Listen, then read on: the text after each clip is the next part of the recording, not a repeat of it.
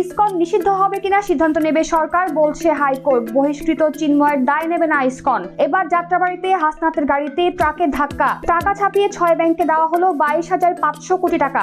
বাংলাদেশ প্রসঙ্গে এবার কথা বললেন পশ্চিমবঙ্গের মমতা। নাম থেকে কি বচ্চন এবার বাদই দিয়ে দিলেন ঐশ্বরিয়া? আমি করবি, আপনারা দেখছেন টাইমস ফ্ল্যাশ।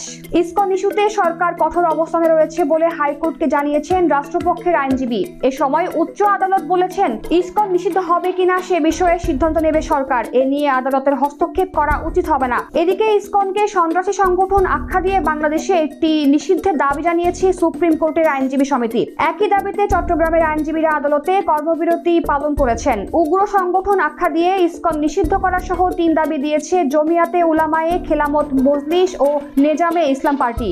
শৃঙ্খলা ভঙ্গের দায়ে বহিষ্কার করা হয়েছে রাষ্ট্রদ্রোহ মামলার আসামি চিন্ময় কৃষ্ণ দাসকে। ফলে সংগঠনটির সঙ্গে বর্তমানে তার কোনো সম্পর্ক নেই, যে কারণে চিন্ময়ের কোনো কর্মকাণ্ডের দায় নেবে না এই সংগঠন। ইসকন সাধারণ সম্পাদক চারুচন্দ্র দাস ব্রহ্মচারী বলছেন, বহিষ্কৃত চিন্ময় কৃষ্ণ দাসের কর্মকাণ্ড ও বক্তব্য একান্তই তার ব্যক্তিগত, এর দায় ইসকন নেবে না। শামীবাগ আশ্রমে আয়োজিত এক সংবাদ সম্মেলনে তিনি একথা বলেন। চারু বলেন, চিন্ময় কৃষ্ণ দাসকে ঘিরে ভারতের মন্তব্য বা অবস্থানের সঙ্গে ইসকনের কোনো সম্পৃক্ততা নেই। কোন দেশের কোন ব্যক্তি চিন্ময়কে নিয়ে কি উদ্যোগ নিল বা কি বলল সেজন্য ইসকন দায়ী নয়। বৈষম্য বিরোধী ছাত্র আন্দোলনের আহ্বায়ক হাসনাত আব্দুল্লাহকে আবারও গাড়ি চাপা দিয়ে হত্যা চেষ্টা করা হয়েছে বলে অভিযোগ উঠেছে। রাজধানীর যাত্রাবাড়িতে এই হত্যা চেষ্টা করা হয়। এ নিয়ে 24 ঘন্টায় একাধিকবার তার গাড়িতে ট্রাক ধাক্কা দেওয়ার ঘটনা ঘটে গেছে। বিষয়টি নিয়ে উদ্বিগ্ন বৈষম্য বিরোধী ছাত্র আন্দোলনের নেতারা। এর আগে বুধবার চট্টগ্রাম থেকে ফেরার পথে 2 সমন্বয়ক হাসনাত আব্দুল্লাহ ও সার্জিস আলমকে ট্রাক চাপা দিয়ে হত্যার চেষ্টা করা হয়। পুলিশ এসব ঘটনার তদন্ত করছে।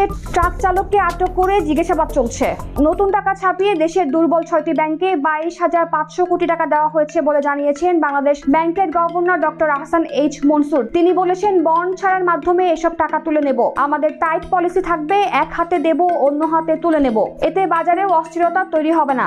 বাংলাদেশ নিয়ে ভারত সরকার যে সিদ্ধান্ত নেবে তাকেই সমর্থন করবে মমতা। বিধানসভার অধিবেশনে বাংলাদেশ প্রসঙ্গে একথা জানালেন তৃণমূলের নেত্রী মমতা বন্দ্যোপাধ্যায়। তিনি বলেন, কলকাতার ইসকনের সঙ্গে 2 বার কথা বলেছি, এটা অন্য দেশের বিষয়। এক্ষেত্রে দেশের সরকার যে সিদ্ধান্ত নেবে আমি তার সঙ্গে আছি। বুধবার সংসদের বাইরে দাঁড়িয়ে বাংলাদেশ প্রসঙ্গে প্রায় একই কথা বলেছিলেন তৃণমূলের সর্বভারতীয় সাধারণ সম্পাদক তথা তৃণমূলের সাংসদ অভিষেক বন্দ্যোপাধ্যায়। পাশাপাশি বাংলাদেশের ঘটনাকে দুর্ভাগ্যজনক বলেও মন্তব্য করেছেন তিনি। অভিষেকের সেই মন্তব্যের সুরেই বাংলাদেশ প্রসঙ্গে এবারের দলের অবস্থানের কথা জানালেন মমতা।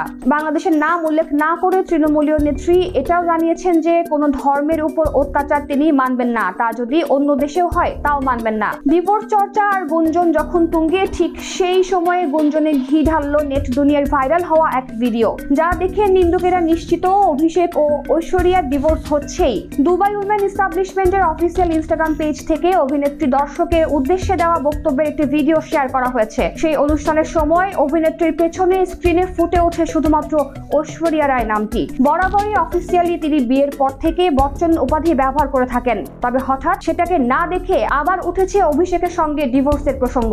এরকম আরো তথ্য পেতে চোখ রাখুন বাংলাদেশ টাইমস.com-এ।